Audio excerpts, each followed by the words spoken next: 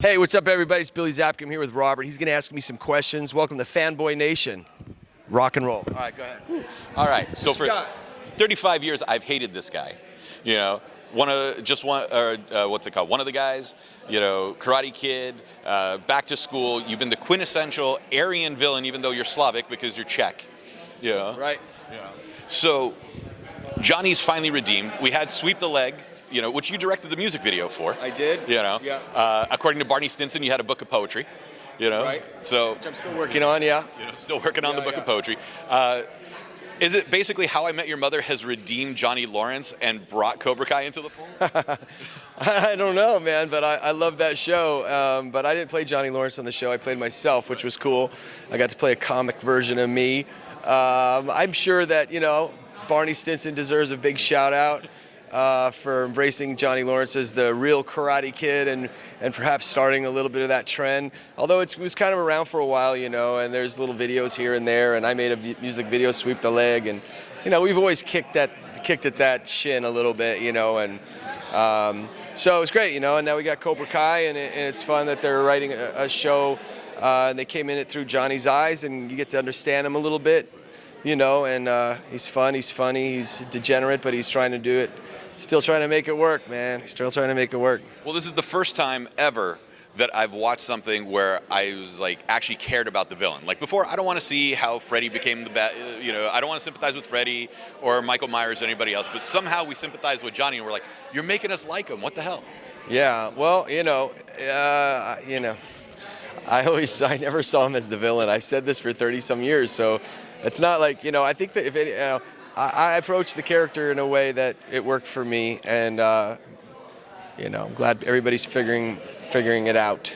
Well, in the panel you said that you didn't want the series when they pitched it to you to be just 15 episodes leading up to you getting crane kicked in the face again. Yeah. So you know. Yeah, for sure. And it did break my heart when they destroyed the '86 Firebird with the T-tops. Oh yeah, me too. But I got a nice car in exchange though. It's a Charger. It's pretty cool. You know, it's orange, so we got to work on that, but it's all right. You know, little Dukes of Hazzard in there. Yeah, little Dukes of Hazzard. I like the red Firebird. That was kind of cool. But this car's dope. This new one. And now in this one, you're Miguel's mentor, but John Kreese comes back at the end of season 1, and now you're conflicted because you have the old original Cobra Kai mentality, but you're trying to be this role model for Miguel, who doesn't have a father figure, and Ed Asner, who is your father figure, wasn't even that great to you to begin with. Yeah.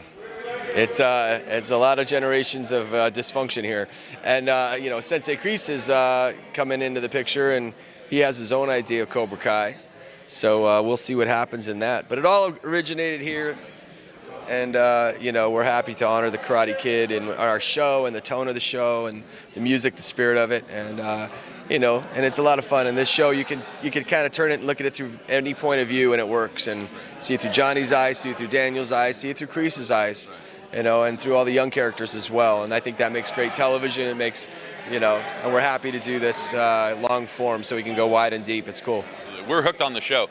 But the thing with everything is now, you know, your relationship with your son Robbie is jeopardized, all this stuff. In Karate Kid 3, although you weren't in that, we see Mike Barnes and Terry Silver, and Terry's, you know, John Kreese's buddy. Yeah. Is there going to be any hints to a Cobra Kai rivalry between the two factions of Cobra Kai?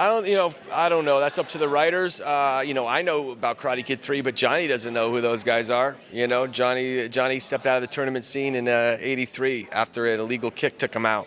So Mike Barnes, I don't think he's aware of, you know, except maybe on paper.